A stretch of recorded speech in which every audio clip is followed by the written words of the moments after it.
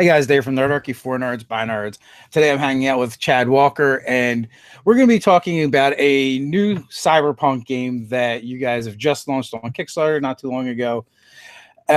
This is your second time on the show. We had you on for Cryptomancer, which was a fantasy hacker game, and now we have Cyberpunk with Stigmata. That's the name? Yep. It's got actually a really long title to go with it as well, which I do not have in front of me. It is Sigmata. This Signal Kills Fascists, and I really enjoy the music to your trailer. Cool. It was actually too short. Yeah, well, you can look them up. It's a band called Necro Facility. They're an electronic band, and they kind of like the idea of the game, and they like the 80's aesthetic. So Trailer yeah. During this, because I think the chorus is basically just the F-bomb, but the lyrics actually go along with the images that are shown. So if you want to watch it again.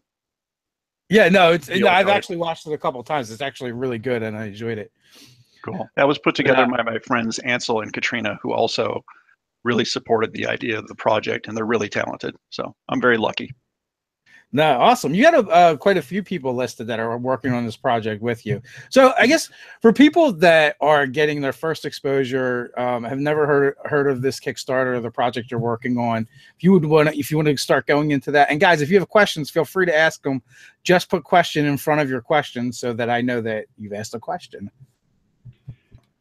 Cool. Yeah. So I'll totally jump in. So Stigmata is a game. The short version is it's about radio-powered cybernetic revolutionaries fighting a militarized fascist regime in a 1980s kind of alternate history, alternate setting. Visually, we're taking cues from 80s works, not just film, like cool films like RoboCop or War Games, Escape from New York, but visually, my artist Ario, who's just killing it, is kind of walking this line between kind of Akira and Saturday morning cartoons like G.I. Joe or Transformers. So yeah, it's a pretty it's kind of it's kind of a silly concept. It's kind of a really serious, dramatic concept, and it's really informed by 80s influences, kind of tapping into one synthwave music, the resurgence of that, and maybe a lot of the stuff that a lot of people like about Stranger Things, stuff like that. So what defines this game for the genre cyberpunk, would you say? Yeah, so I've said this to other folks, and I don't want to, when people start defining cyberpunk, some people get really worked up because they feel like there is one true path to defining cyberpunk. But ultimately, this is a game about a resistance group that is using the technology of the day. So that's going to be radio, old 56 or 300 baud modems, BBSs, floppy disks, whatever, to basically organize and try to defeat the powers that be. In the core setting, it's a fascist United States government. There's also, a lot of nods to conventions of the cyberpunk genre, like cybernetic badasses who shoot machine guns and can do cool things that other people cannot. But yeah, that's sort of the nexus with cyberpunk. Now, those cyborgs, the cybernetic badasses. Now, is that the players, or is that the enemy, or is that both? No, that's the players. So I'll explain a little bit about that. So the heroes in this game, played by the players, are called receivers. And they're called receivers because they actually get their powers from a special number sequence that's broadcast over FM radio towers. So when the signal is up and being broadcast, either with pirate radio antennas or commercial FM towers, the receivers become super powerful. From a genre convention standpoint, they're basically superheroes if the signal is really strong. They can do things like throw cars. They can spit out laser beams to shoot down gunships, that kind of dramatic thing. But when the signal starts getting degraded because the regime is jamming it, or they're severing the power to stations, or they're using telemetry to find and hunt down pirate radio, the signal starts getting weak, and the players start losing access to these powers. Finally, if the signal is gone, the players are essentially just humans, and they're definitely on the run because the regime senses their weakness. We got to get them now while we've smothered the signal. So what is what does a campaign look like? Like what is it? What would a session look like? Sure. So a larger campaign would be ultimately defeating the regime. Now, players and game masters can determine the scope of that. Does that mean just taking back a single large occupied city and saying, raising the resistance flag there? Or is it a regional conflict that's maybe near a border that involves maybe rural areas and multiple cities? Or is it a national conflict that involves basically the entire US? Players and GMs will determine the scope of that. So the ultimate goal is to win. There is a strategic campaign tracker that tracks your progress towards winning. And basically, the resistance needs to win the local community or the people. They need to win over the international community. And they also need to raise the power of the resistance efforts, the resistance fighters. Either recruit a bunch of guerrillas or diminish the capabilities of the Freedom Fist, which is the militarized occupation force in the game. So, that's a little bit of an odd concept for a tabletop RPG. The sense of like a completion or ending or winning the game. Mm-hmm. I guess a lot of times when we talk about role playing games, it's. We talk about like there isn't really a winner. It's not like a board game in that sense, but so you guys have kind of built like a mechanic in a tracker. What is the core mechanics that you're using to power the system? Yeah, so if we pivot to like what a session looks like or what scenes look like, the core mechanic is sort of a remix of the core mechanic of Cryptomancer, but it's much more streamlined. So you're still rolling dice, and the dice you roll are determined by your character's core statistics, which are aggression, guile, judgment, and valor. And basically, those scores are rated on a scale of 1 to 5. So when you have to make something akin to a skill check, you're rolling a number of d10s equal to your statistic. And to make sure you have a total of 5 dice, you're filling in the rest of your hand with d6s. Any roll of 6 or over on either of the dice is a success. A 1 on either of the dice is a botch. You're trying to score as many successes as you can. A lot of successes lets the player dictate and narrate the outcomes of their roll, whereas negative successes allows the GM to narrate and dictate the outcome of the roll. That's the short version. There's another angle of complexity that's added to this. In any specific scene, so this is going to be a scene of combat, a scene of social intrigue, a scene of stealth. Every player has this kind of meta score called exposure.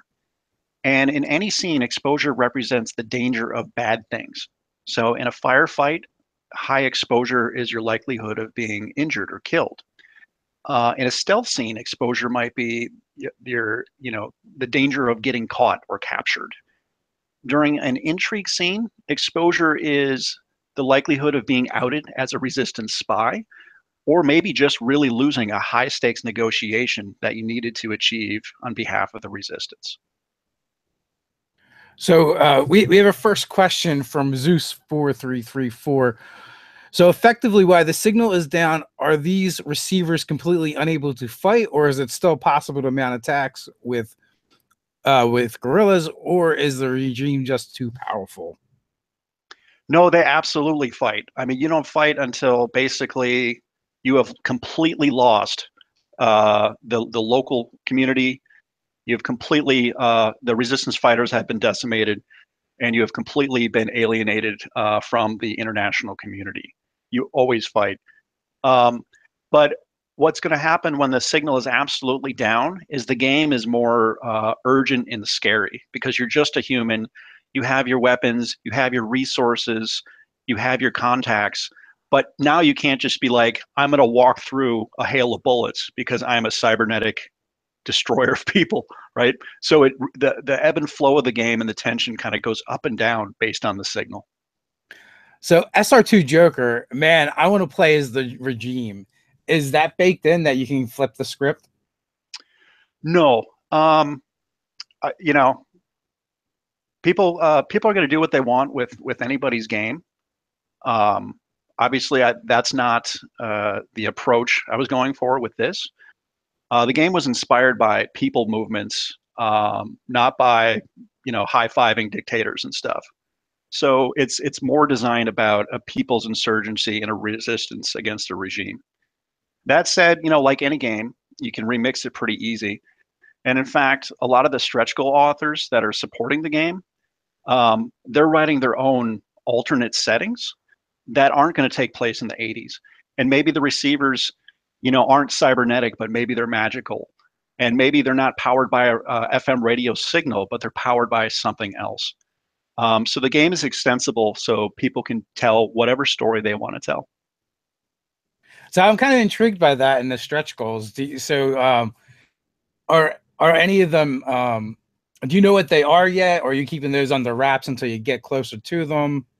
Yep, people can find those on the Kickstarter page. They're all defined. And actually, I don't know a lot of the details. I know there's general summaries of what they're about. Some of them are very political. Some of them will be more fantastical or futuristic. But people can read what those are. I can give an example. One guy is writing sort of what he describes as kind of a diesel punk interpretation of some stuff that happened prior to World War II. Yeah, so that'd be one example. Another author's doing a futuristic setting, like a truly cyberpunk setting in like 2050 that takes place in South Africa. So yeah, the rules will be extensible to allow that for any player. Yeah, when you started describing it to me, and it really did, kind of harken more to like a superhero genre, maybe grim and grittier more so than cyberpunk, to me anyway. Which I'm kind of cool with that, and I like mishmashing different elements because essentially like almost everything's been done, right? The only thing we can do is mix and match them a little bit different than some of the other stuff to come up with our own spin on things, our own flavor. Absolutely. So when you were describing the mechanics of the game, did you say 6 and above is a botch? So you want low numbers? No, 6 and above is a success, and 1 or lower is a botch. Okay, I was gonna say that's not good odds at all. No, that would be terrible odds. The odds are pretty good in the game, and not only that, the odds are improved by the different things that the players can utilize. So one would be what's called their subroutines or their powers. Those can have dramatic influences on successes. In fact, they basically just buy a huge pile of successes when you can actually activate them. There's also blades, which are informed by blade servers, but basically these cybernetic modules that a receiver can install in their back because they have like a server rack in their back. And those give basically performance enhancing powers that can augment roles. They can have iconic equipment, so that can be the trusty gun or the favorite piece of armor or whatever. Those can facilitate more successes. And then there's also a mechanic called memory, which is a kind of emotional story you invoke through a flashback that lets you kind of power through an ordeal you're having. And actually, if a receiver dies, they actually become a memory in all the other players' characters. So those players, when they're having a hard time, they can invoke a memory of something you did during a campaign, or maybe something they invent that maybe happened off camera. Narrate that dramatic flashback, and then the character has this moment of like courage or inspiration or strength, and they're able to keep moving. So we have a couple questions coming in, but I also have another one about mechanics. So my issue with dice pools and botches are the better you are at something, a lot of times, the more likely you are to botch. Now, I think you said that the dice pool is 5, right? It's always 5. Hmm. So, so do you kind of like address that? Um, I mean, mathematically, you're not more likely to botch in this case. You have a in this case, we have a finite set of dice, so we absolutely know that the universe of things you can do is -5 successes, which requires rolling all ones on all kinds of dice. Um, but on the other end, you just need 6 or higher um, to get any kind of success. So basically, if you have a really low stat, like let's say your aggression stat is only 1, which means you're rolling a d10 plus 4 d6s, and you decide to take an action that is associated with that stat. So aggression is about aggressively confronting someone. So that might be a hard interrogation. Aggression in a stealth scene might be you're bursting from the shadows to take out a sentry. Aggression in a combat scene might be you're just storming an enemy position, guns blazing, right? But if you're really low at that aggression stat, then yeah, your chances of scoring successes are lower than otherwise. Um, but you're probably never going to run into a problem mathematically where you're just like rolling dramatic success or failures and like blowing every operation. And I guess another question, is it pass or fail, or is it like a gradated system? It's a gradated system in two ways. One, in that it just straight up tells you if you roll one success, you tell the story of success, but the GM gets to add some kind of, complication or sense of danger. If you roll 3 or more successes, you're an absolute hero, and you should be emphasizing that as you, the player, tells everyone what happens, including the players narrating how the NPCs are reacting too. Like the player is taking ownership of the entire narrative for that brief duration and kind of telling the scene with the spotlight on their character. Um, there's also the idea of if you go to this exposure mechanic that is in the backdrop of every scene, if you get crazy successes, that's actually, depending on what you're doing, that's going to heighten the exposure of your enemies. Or maybe you're using it to lower the exposure of your allies because you're doing a defensive type of thing. You're providing them an alibi in a scene of intrigue. You're providing them cover fire in a scene of combat. You're providing some kind of loud distraction or something like that, or providing overwatch during a scene of stealth. Um, so the exposure mechanic also uh, plays with that idea. Excellent. So that, I think since it's based off the like the same core mechanics of Cryptomancer, we probably covered this a little bit, but for people joining us for the first time, Zaref Gaming is a question: what are their classes, subclasses? Is it a classless system, class system, point by? Yeah, so there's no classes. Everybody is a radio-powered cybernetic revolutionary. There is going to be a lot of differentiation in terms of how they distribute their stats, what iconic weaponry or equipment they want. We call those peripherals in the game. They're going to define their own kind of built-in memory or story they can evoke. And they're going to define what cybernetic modules they want to augment their performance in different types of scenes. And lastly, they're all going to select different subroutines. Those are the dramatic powers that let receivers do totally awesome things. I can talk about the superpowers because some of those are fun. So I'm not going to cover the traditional ones. Many games have super strength, super speed, the ability to see the future. Got all that covered, right?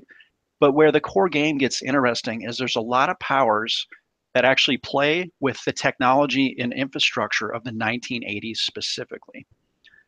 So I can give an example. There's powers where you can literally pick up a phone, dial a number, and if you get the right person you want to talk to, you can do this cybernetic banshee scream and either traumatize or injure or kill whoever picks up the phone.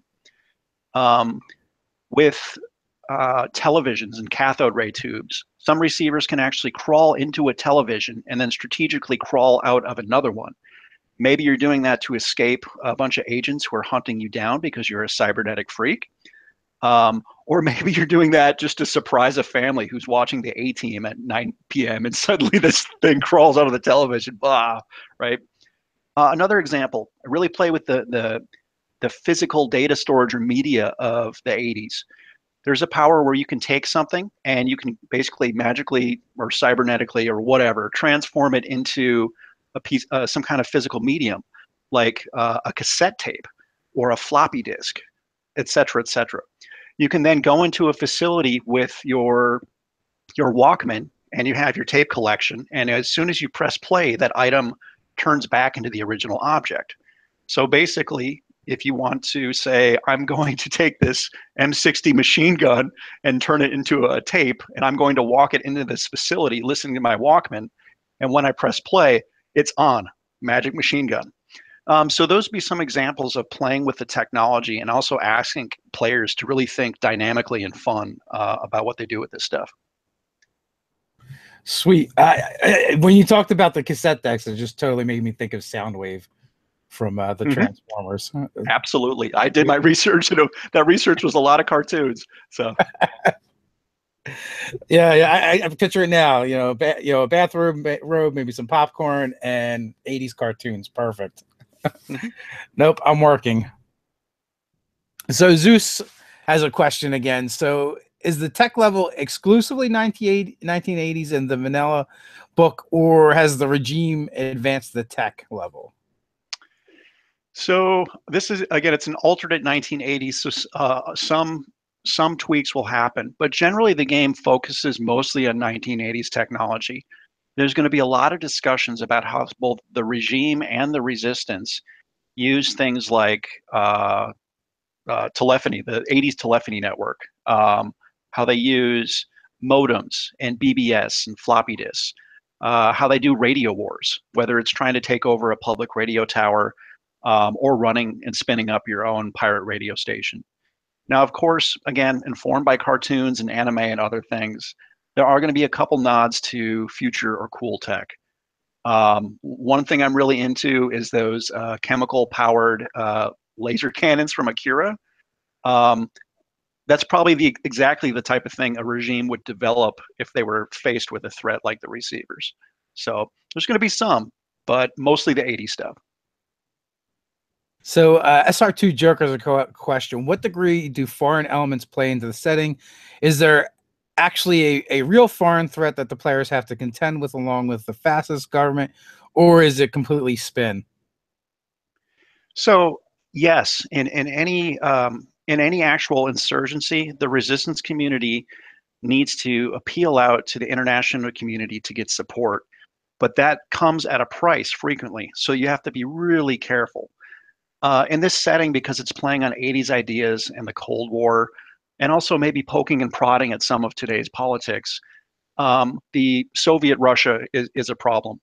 So if the factions want to use Soviet Russia as a source of material support, if they want to funnel in money or weapons and arms to do their resistance, well, at what cost? So yes, absolutely, the game insists that there's this, that America is this nation that's part of a global community, but it has to be resistance needs to be so careful when they start playing in that space. They have to do it strategically. And I guess the other part of that question would be, what about external foreign threats to the resistance? So it's covered a little bit, and some of it I can't go into because it's sort of like secret canon that'll be part of the game. I mean, a lot of this will be described, but I'll just plant the seed that there aren't just receivers working for the resistance in America. There aren't just receivers in America. That's all I'll say at this point. Perfect. I'm gonna go into one more question, and then we're gonna hit the roll call, guys. So you can start off the roll call. Geek and Undies asks, out of curiosity, when the signal is at its strongest, does that power allow one to become a transformer? How much do the characters convert from baseline human? So I guess he wants to know, like, what is their maximum upper levels? So if the signal is strong, players have I'll give an example. So a normal subroutine may really augment or allow some kind of dramatic power that allows a character to get a ton of successes and really increase the exposure of one or multiple enemies, potentially knocking them out of the scene, whatever that means, depending on the scene. When the signal is up, when the signal is at its highest, players aren't rolling to either lower their own exposure or, raise the exposure of enemies. They're literally rolling a number of dice and telling you how many soldiers you have destroyed in that single scene.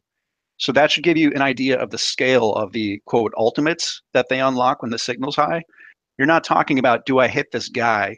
You're talking about how much of this battalion have I obliterated when I screamed a laser through all of them and then did some damage to a gunship at the tail end.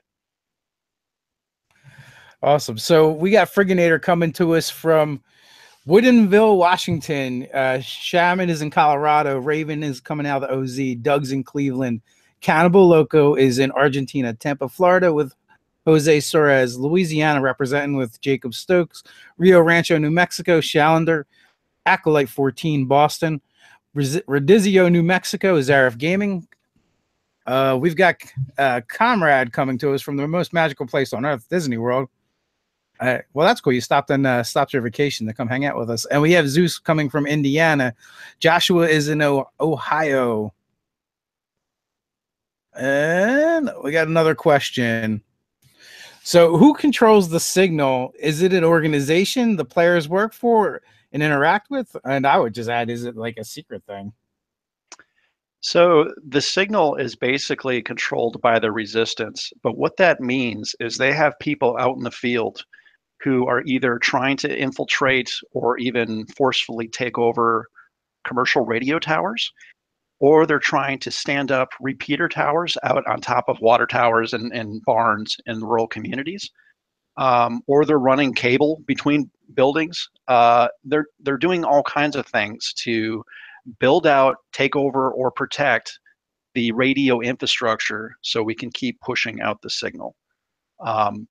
Now, how well they're doing at that is going to be determined by how the players perform on missions. So basically a session might be, your mission is to infiltrate this place, perform this task, or maybe recruit these allies, or whatever. Traditional, awesome, modern or science fiction stuff happens. But if they do well, now that's going to increase potentially how well the guerrillas are going to be able to be equipped, or it's going to increase the local population's love for the resistance, or it's going to make some international actors that are financing the resistance happy, right? And so as those things go up, the signal gets stronger because now the resistance has more assets, more allies, and more people working on this radio infrastructure. So I can only imagine, with rolling out a new game that some play testing went into it. Do you have any like fun or cool stories you want to share from any of those sessions? Yeah, one of the early ones, the game was a little different, but in one of the early ones, the receiver, the signal was relatively weak, so they had access to powers but weren't dramatic, and the players had infiltrated this big party, but one of them was in the basement and had this kind of fun, awkward fight with a security guard who was sitting in front of the big panel of security stuff. The big black and white TVs, the huge panels, the old 80s infrastructure of what like a security terminal looked like. Anyway, he did really poorly on some of his initial rolls, and things escalated into a grapple. And a couple things happened. The security guard was trying to change his, trying to call out over the radio to tell everybody that there's this, crazy guy in HQ. And the player used one of his receiver powers to basically instantly change the channel. So the guy was actually talking to a dead channel instead of his allies. During the next round, when the guy was realizing what was going on and trying to change the channel back, he was also pulling out his revolver. And the receiver basically used his power to turn the revolver into a floppy disk. So now the guy is holding a floppy disk at him. So basically he was able to knock out and detain the security guard. And then he had the floppy disk, which he turned, he was carrying around. And later in the scene, he was able to turn it into a revolver. So that was one example of some really fun, like a fun micro scene that happened during a playtest session.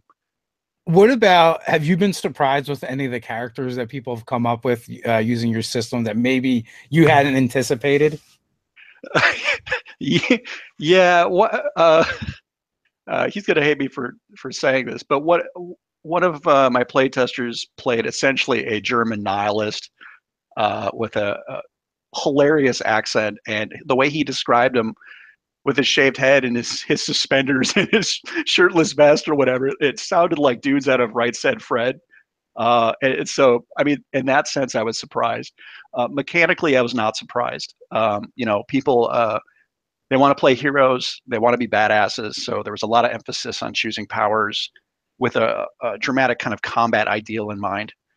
But yeah. So what is the character creation process look like?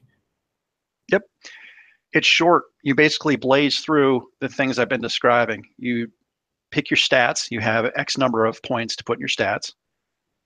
You have X number of points to pick your blades. That's your modules.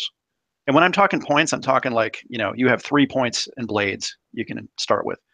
You pick your subroutines. You may start with 2 or 3, depending on how you want to build your character. You define iconic equipment and you define your memory. The process can take, 5 minutes. Cool. That is something I can greatly appreciate is the ability to actually, get players with characters and jump into the game and start playing. Yep. So what kind of stuff do you build into the game as far as getting new GMs started with the game and players, introducing characters into the game? Has much thought been put into that? It has, but ultimately, it's going to be a different experience for every group. And the reality of this game is actually it requires so little preparation time for a GM if they've both internalized sort of what happens in this space, this world space. But it's mostly because the game hands the microphone to the players. So at the beginning of a scene, a GM will say, "This is what's happening. You're in the middle of a firefight on the Golden Gate Bridge, surrounded by regime APCs because there was an APB out on you, and now it's on." So then the game master will say, "You are contending with 6 Freedom Fist regulars. This is how they're increasing your exposure." So he'll narrate how they're taking cover here, they're providing cover fire for here, they're advancing around this way and flanking. Bullets are flying, tracers are flying, windshields are exploding. Now it's the player's turn. So a player will go, "Well, I want to go first. I select this tactic. I'm going to storm them because I'm crazy. So I'm going to roll an aggression roll. And now I get a number of successes. And now if I do really well, now I'm telling a scene of me charging the enemy, shooting a shotgun with shells flying everywhere as bullets like bounce off my cybernetic flesh. And if I roll really poorly, now the game master is going to tell me what's happening, where, your character is cowering behind cover, screaming, and your gun is jammed and you're panicking and that kind of thing. Like I envision, like in D&D, you have the adventuring party, right? So, but I'm envisioning in Stigmata, instead you have the cell instead. Is the game set up that way, or is it a wider organization? Yeah, so there's a couple things that keep the players together. One is a receiver is absolutely, when they're first born, when they first experience the Sigmata, which is a signal-powered stigmata, they're basically like these Frankenstein freaks. They have these uncontrollable powers. They're lashing out. They're blowing up everything. They're running to the fringes of society so they aren't hunted down.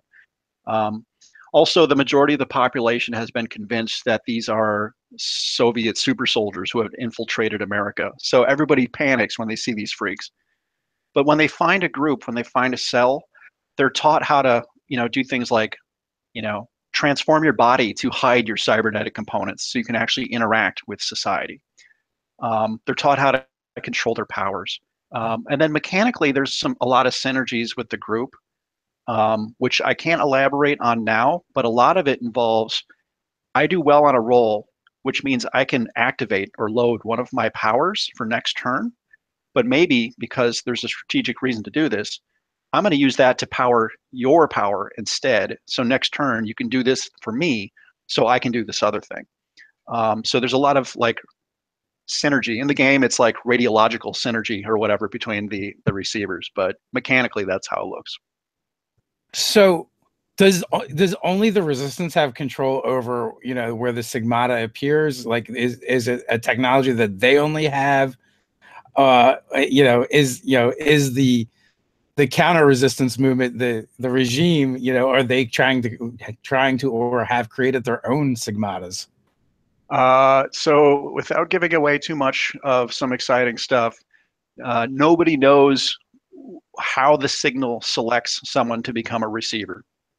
Nobody has figured that out. The only kind of common threads are it's when the signal is ignited in a place where it's never been before, or if the signal is ignited in a place after a period of very long remission. And then sometimes a person is chosen randomly to become a receiver. That person may be, you know, a detainee that's in an internment camp waiting to be deported to a brutal dictator. Or it could be somebody who's, you know, waving a flag while barking at the television screen. So I'll leave it there. You can probably infer what different organizations want to do with this. So Doug, before ducking out, had asked a question. Who controls the signal? Is it an organization that players work for and interact with? Which you kind of talked about that somewhat. But I was actually thinking more of like, is it something that GM is always dictating? Is it dice rolls that are dictating it? Do the players have some kind of input into that? So again, it's influenced by the strategic sheet. So players will know at all times what the signal strength is. And let's say they do a mission and they lose like a couple missions, or they let some of the factions of the game that support the resistance be crazy and do bad things that are at the antithesis of the resistance. When those scores go down, the signal gets weaker. So the strength of the signal is sort of like a campaign tracker itself. If the resistance is doing bad, the signal's weak. Players will know exactly what that means for them. It means, oh, because the signal is this during this scene, I can use these powers with this frequency. Or if it's that, it means, oh, these items are locked. I can still use these. Or if it's really high, we're going to destroy everything. So that does that in turn also become part of the strategy, part of like almost like the mini game of the resistance to try and constantly boost the signal. I mean, obviously you'd want that anyway in a resistance without the powers involved, but you know, you start looking at ways to, you know, maybe stop the regime from shutting down, you know, certain towers if that's the way it's being broadcast, or you know, maybe building new towers, like, because it's an actual radio signal, right? So yep. The technology is involved. So whether it means infiltrating and swapping out a signal or that, so does that seem to be a theme that comes up in the game a lot? Yeah, a lot of the missions are going to be about supporting the signal infrastructure. So that's going to mean, you know, smuggling some contraband pirate radio equipment through a bunch of regime checkpoints, either BSing your way or stealthing your way or shooting your way through a blockade. A lot of that. There's going to be a lot of things about finding supporters out in rural communities where there's a lot of bad stuff going on, and basically recruiting them and being like, can you set up this repeater tower? Because if we can broadcast the signal in this place and it can hit your repeater tower, and then your repeater tower can push it to our area of operations in the city. So like creating that connective glue, there's going to be a lot of that and missions. So someone earlier had brought up the fact in the chat about like the idea of international actors on the stage that may not necessarily be the allies of the U.S., but willing to support the resistance because they see it as harmful to the stability of the U.S. as a country. You know, and they bring they state like Russia and China as examples, you know, or maybe Europe as being an ally to, well, could actually be an ally to the government, or if they don't like the way that the government is going in the U.S., maybe the resistance as well. So I know you mentioned on that, and you don't want to go too deep because there's some surprises in the campaign. I will address that question though, because that's a great point. You know, I talk about how you have to win over the international community to win an insurgency. One of the best examples in history is actually George Washington and the American Revolution. To win, they needed to win over the French so they could use their massive navy to, blockade the British in and win naval battles.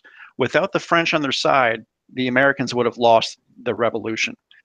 But Washington had to be very careful that he didn't come off as a bloodthirsty lunatic, for example. When his spy master wanted to maybe hang a bunch of his own generals because they were talking bad about him behind his back, or maybe had British leanings, he's like, no, we're not going to do this because we need to make sure that the French think we can win, think we're organized, and think we have some legitimacy here. Now, translate that to Stigmata. If the resistance is doing things like committing acts of terrorism, if they're committing acts of torture, if they're inhumanely handling prisoners, yes, even the Freedom Fist, even the fascist shock troops, if you're doing bad things to them, now the international community is going to say, whoa, these guys are messed up. Like, these guys don't actually even deserve to run the country. We can't trust them. They're a bunch of radicals, right? So the players need to keep that in mind in their own actions, but also with the different factions that compose the resistance. Sometimes those factions are going to devolve into that type of behavior because they're being provoked by the regime who's running kind of psychological operations against them or committing atrocities against their people. So the receivers are in this place where not only do they have to act with an ethical insurgency framework, but they also have to prevent members of the resistance from lashing out in these unproductive ways. So that makes it an interesting conundrum in the game for the players of at some point maybe having to confront and put down their own because they're acting out and it's hurting the greater cause, or or elements that have gone rogue. So now that there's the resistance has kind of splintered, one causing a problem of weakening the resistance, and two, it's what they're doing is actually counterproductive to the underlying cause. Yep. So Zeus, American Revolution to Electric Boogaloo. Yeah, that title's hot. Maybe I'll make that change. That could be your first adventure. So beyond the Kickstarter, beyond getting the game out, do you guys have plans for supporting this the system? Yes, it ultimately depends on the success of the Kickstarter as well as the success after the game is launched, which hopefully will be July 4th, 2018, Insurgency Day. That's the goal. What I'd like to do, I'm developing the core game. The vast majority of the core game is already written. But what I want to do is create more content and more exploration of the core setting. If we get the stretch goals funded, players will have other settings that they can either play or remix themselves or have a template to make their own setting. But I really want to develop this kind of Cold War 80's gross synthwave setting more, elaborate more on cities and provide a lot of structured mission material where a game master can literally just pull up a page and know what a scene is and say, all right, gang, we are infiltrating this place to get this thing, and here are all the things there, and here's the security systems, and now let's start chucking dice. So the area you want to move into is more like backdrops, like specific pieces of the setting. Now, do you want to do them as adventures, modules, whatever you want to call it, or more so as here's a sandbox for GMs to play around in? It's always going to be a sandbox because, again, the game is designed where you're giving the spotlight and the microphone to the players. And the players are going to be in their descriptions, in the narration of the outcome of events. They're going to be doing the world building. They're going to be talking about there's a telephone here and some gross neon lights here. And I see some people with jean jackets and terrible haircuts over here doing these things. The players are sort of painting the imaginary space. So you'll never ever see something that's akin to, okay, read this text to the players and then throw these traps at them. It'll always be more sandbox. What about like, so what is, I guess, like, what is the NPCs, what do the non-player characters look like on the GM side of thing, from the regime? Is that kind of stuff that's being fleshed out for the core book? Is that left to the GM? Most of it's to the GM, and frankly, the NPCs that'll be most common are going to be representatives of the different factions that compose the resistance. And GMs will be encouraged to make those people, those representatives, as complex and difficult to work with as humanly possible. Because part of the thing that makes an insurgency setting so fun is the difficulty of keeping together a popular front, because these different groups have their own agendas, and it's like really hard to get them to agree on anything. And they're always going to be pulling the resistance maybe in a certain way that benefits them to the detriment of the larger strategy. So those will be probably the most important NPCs. What's going to happen organically, though, is when players are playing, they're going to be narrating outcomes and saying, I'm at this 80s dance club and I meet this person who says this funny or interesting thing, or gives me a clue about, he maybe points out the regime's spy that's in the crowd, right? And then maybe another player is going to say, yeah, I talked to that man or woman too, and they said this, And then suddenly somebody's like, and this person's name is this. And then next mission, they're like, oh, I see her. What's her name again, right? So they're going to be organically building out this kind of tertiary cast for their setting.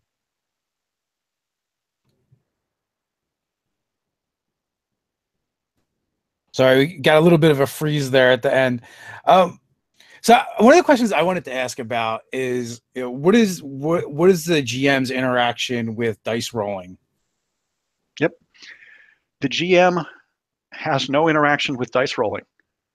So when a scene starts, the GM says what's happening, raises the exposure of players in any way they see fit based on the resources they presented. So if there's like 5 spies, if there's 5 bad guys, if there's 5, crazy radicals who are hunting down your party in the forest or whatever, then they're basically using those resources to increase the exposure of everybody, no matter however they want to do it. Players are then, when it's their turn, they're saying, I'm selecting this tactic and I'm rolling these dice. Every player does that during a round. Now they're either increasing the enemy's exposure or lowering their own exposure, so on and so forth. And then the next turn happens. Now the GM is saying, oh, well, you took out one of them, but I'm still using these 4 remaining assets to increase your exposure by this. Narrates what's happening. Oh, they've changed tactics, or this person got injured. Now it's the player's turn. Keep going. So the game master is never going to say, make a skill check. This is not that game. Okay, so that was kind of the vibe I was getting, and that's why I asked, specifically. Cool. And there's a lot more games that are coming out where it is, the GM is just setting difficulties and the players are always doing the dice rolling. And I know there's some GMs that really like that, because it kind of puts the accountability off of them and onto the players. But because the players are kind of like doing it to themselves by rolling well or rolling poorly. Right. But I also know some GMs just hate systems where they don't get to roll dice. They want to roll the dice too. So yeah. I definitely wanted to make that clear so people know what they're getting into. So game masters in this game do get to sort of play to win against the players. So, let's say there's a scene that's a firefight and they have 4 Freedom Fist soldiers that are going after the players and they're having a shootout, right? So each of those Freedom Fist soldiers can raise the exposure of one player by 3 points. Anybody who gets 10 or more, ends the scene with 10 or more, gets knocked out of a scene. So in combat, that's like, oh, I took a bullet, or oh, I surrendered, or oh, I got the hell out of there, whatever. So anyway, the GM can say, okay, I have a total of 12 points. I can distribute them, raise the exposure of all 3, or all 4 bad guys. Well, heroes in this sense. Or I can raise the exposure of a single receiver by 12 points. So suddenly everybody's doing focus fire on a specific receiver, right? So how do players react to that? Well, now instead of like just being aggressive towards the enemy, a lot of them are going to have to use cover fire mechanics to lower that receiver's exposure down, or they're going to get kicked out of the scene. So the GM absolutely can do devious things with the resources they have. They're not just saying a dragon shows up and now, you know, this outcome happens if you fail your roll. They're being jerks. So you've mentioned two parts of the regime over and over again, and what are they? Power Fist, and what was the other one? There's the Freedom Fist, which is a gross name. I acknowledge that. There is IOPS, which is basically the if you take FBI, CIA, and NSA and roll them up into one like homeland-oriented package, that's them. There are hooligans. So these are ultra-nationalists who basically do IOPS's bidding, and they do the dirty stuff that the regime doesn't want to get caught doing. And then there's a secret group I won't talk about. Is that part of the game too? Like the idea of drawing out the regime to do really horrible things in order to influence, you know, your international bias? I see you have a strategic brain, and yes, that would be a approach to raising the people's love of the resistance, is provoking atrocity. But there's going to be many ways to tell this story. It's up to players to put on their smart insurgency hat and do the thing. Well, because I could see if you're playing the game and you're in this thing to win it, like from, you know, the war standpoint of, you know what, maybe the best way to win is to make the regime as horrible as possible. So would in essence, like if you're trying to incite them to do that, it also makes you a pretty horrible and shitty person too. But so the other challenge with that is it could be an effective strategy, but we're talking 1980. So you're not just going to go on Twitter or Facebook and post a cell phone video of a regime atrocity. Now you literally need somebody with a camcorder at the actual event where the atrocity is happening, and you need to sneak that film to either a public access cable channel or maybe a newsroom, but the newsrooms might be owned by the regime. So you have some major complexity in, okay, if I can provoke them into atrocity, or if I'm just capturing their normal atrocities they're committing, how do I get this message out? And that might be a mission in itself. Well, then I'm also thinking too, like the idea that if you were ever outed for inciting that level, it would, there would then be repercussions as well. So yes. So there's many levels. It's really deep. Yep. Geek and Undies has a question. What is the goal of the resistance? To remove a tyrannical despot and their supporters from power and returning it to more democratic roots, or shifting to something more anarcho-communist, communist? That's going to depend on, so the four factions that are represented, they all want different things. So there's a hardcore libertarian faction. There's a quote, Christian extremist, that's what the regime would call them, but a large, very religious community. There's a community of like, quote, activist business people who think tyranny is bad for business, because the regime is actually picking the winners and losers in the market. And then there's a radical left contingent.